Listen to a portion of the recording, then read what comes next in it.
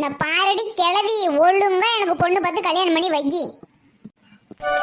போடா போக்கத்த பையில படிச்சுட்டு வேலையில் இருக்கிற மாப்பிள்ளைக்கே பொண்ணு கிடைக்காம அலையறான். இவன் இந்த பால் கறந்துக்கிட்டு ஊரை சுத்திக்கிட்டு வரான். உனக்குலாம் எவடா பொண்ணு கொடுப்பா? அடி கிளவி, எவ்வளவு பொண்ணு கொடுக்கல உன் கழுத்துல தாலியை கட்டி விடுவான் பாத்துக்க. ஆமாண்டா, பாட கட்ட வேண்டியவளுக்கு கழுத்துல தாலியை கட்டு. இங்க வர்றா பொறுக்கி பேல, என் கழுத்துல தாலி கட்டுனீனா குடும்பம் நடத்துறதுக்கு சுடுகாட்டுக்கு தான் வரணும். வரியா? என்னடி கிளவி, எங்க அப்பனும் அத்தாலும் செத்து போச்சுல்ல, உங்களை நம்பிதானே விட்டுட்டு போனுச்சு. காலகாலத்துல எனக்கு ஒரு கல்யாணம் பண்ணி வைக்கிறீங்களா இல்லையா? வயசு வேற போய்கிட்டே இருக்கு. எல்லாரும் இப்பயே நான் அங்கிள் அங்கிள்னு கூப்பிடுறாங்க. டேய், ஏன்டா அப்படி கத்துற? சாவ போற கிளவிட்டு உனக்கு என்னடா வாக்குவாதம்? கேளியா கேளு, சாவ போற காலத்துல எங்களத்துல தாலி கட்டுவேங்கிறான். நானே பக்கம் வந்த மாதிரி குனிஞ்சு குனிஞ்சு நடந்துகிட்டு இருக்கிறேன். இவன்கிட்ட தாலியை வாங்கிக்கிட்டு நான் என்னையா பண்ணுவேன்? பாருங்க, வேலைக்கு நேரம் ஆச்சு, நான் கிளம்புறேன். திரும்பி வரும்போது வீட்டுல இருக்க கூடாது. இருந்தீங்க இங்கே சமாதியை போட்டுருவேன் உங்க 2 பேருக்கும். பாத்துக்கோங்க, ஒழுங்கா போய் பொண்ணு பார்த்துட்டு வாங்க. இதுக்கு மேல நம்ம எங்கங்கடியே அலைஞ்சு பொண்ணு பார்க்க முடியும்? பார்க்காத பொண்ணும் இல்ல. ஐயோ, இந்த வயசான காலத்துல இந்த பையன் நம்மள இப்படி பாடாப்படுத்துறாண்டி. இங்க பாரியா, சீக்கிரமா அவனுக்கு ஒரு கல்யாணத்தை பண்ணி வச்சிடணும்பியா. நம்ம எப்ப சாவோம் என்னன்னு நமக்கே தெரியாது. பிள்ளைய ஒத்தையில விட்டுட்டு போயிடக்கூடாதியா. அப்படி விட்டுட்டு போயிட்டோம்னா நம்ம கட்ட வேகாதியா வேகாதியா.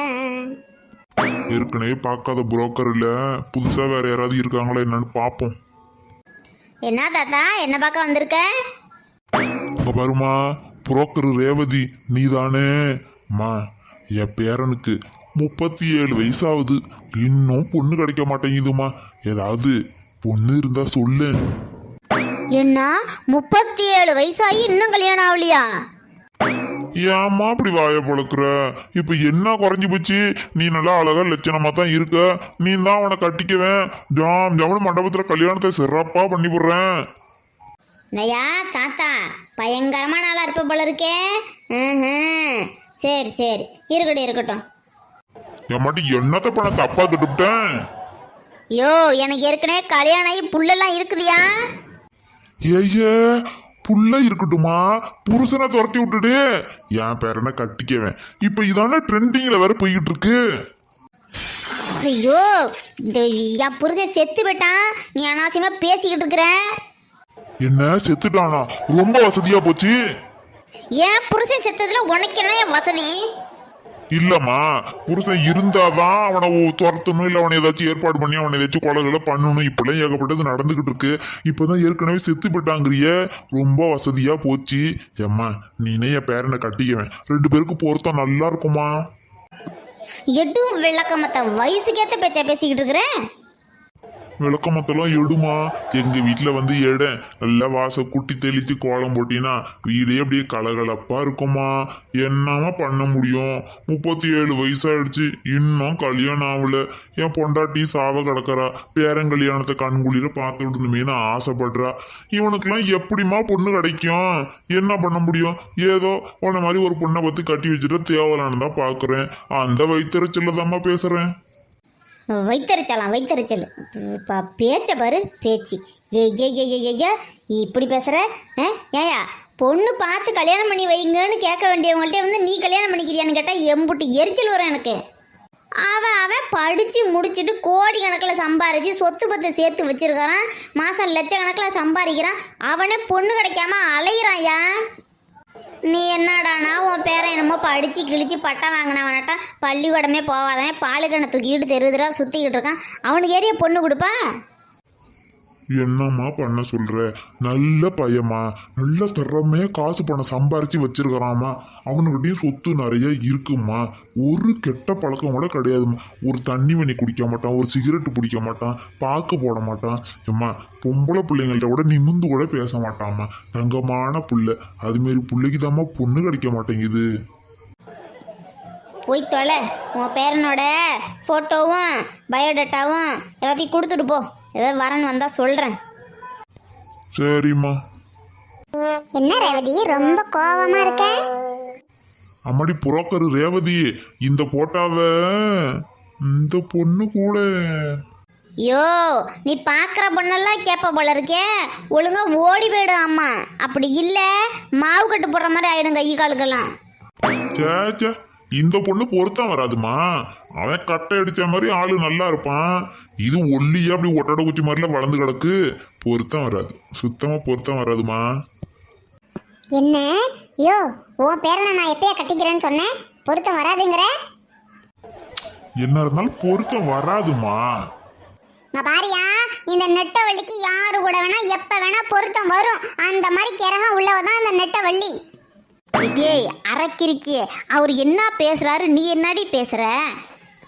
பின்ன என்ன ரேவதி, எனக்கு போய் பொருத்தம் வராதுன்னு சொல்றாரு. இந்த பாரு, நான் யாரு பக்கத்துல நின்னாலும் நல்ல பொருத்தமா இருக்கும். அப்படியா? அப்ப சரி, ரொம்ப வசதியா போச்சு. நீ போய் அவர் பேரனை கல்யாணம் பண்ணிக்க. கல்யாணமா? நான் எதுக்கு பண்ணிக்கணும்? நீ தானே சொன்ன பொருத்தம் யார் பக்கத்தில் நின்னாலும் பொருந்தும்னு. அதனால தான் அவரு பேரனுக்கு பொண்ணு பார்க்குறாரு. நீ போய் நின்று பொருத்தமாக இருக்கும், அவனை கல்யாணம் பண்ணிக்க. ஐயோயோ, எனக்கு கல்யாணம்னாலே அலர்ஜி ஆச்சு. ஒரு கல்யாணம் பண்ணினதுக்கே என் புருஷன் கருவாட்டு குழம்பு திங்க விட மாட்டேங்கிறான்னு அவனை வெளிநாட்டிலேயே வச்சுக்கிட்டு இருக்கிறேன். ஐயோயோ, காலம் கெட்டு கிடக்குதுமா.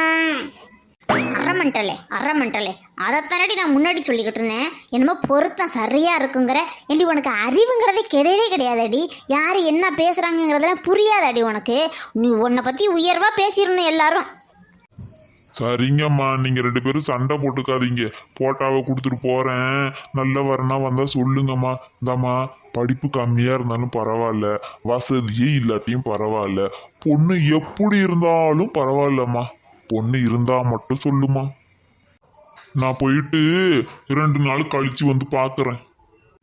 என்ன ரேவதி, 2 நாள் கழிச்சு வாரேன்னு சொல்றாரு. பொண்ணு பார்த்து வச்சிருக்கியா? ஏய், புரோக்கர் கமிஷன் வாங்கணும்னா எல்லா தொழிலும் பார்த்து தாண்டி ஆகணும். வெறும் ஃப்ளாட்டு மட்டும் விற்கிறது நினச்சியா? பொண்ணும் பார்த்து தாண்டி வைக்கிறேன்.